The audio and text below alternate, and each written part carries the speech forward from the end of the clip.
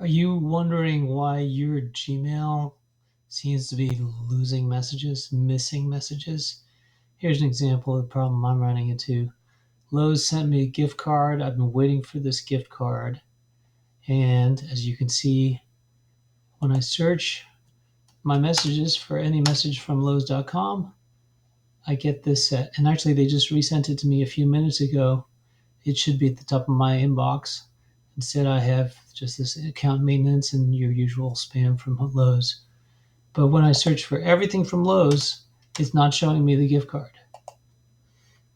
Now let's see what happens when I put in a gift card into the search. It's still not showing up. It's pretty incredible. However, if I go in here and edit the search, you have to go in here. From Lowe's.com, still the same message. There it is. You see that? There's the gift card. It just popped to the beginning.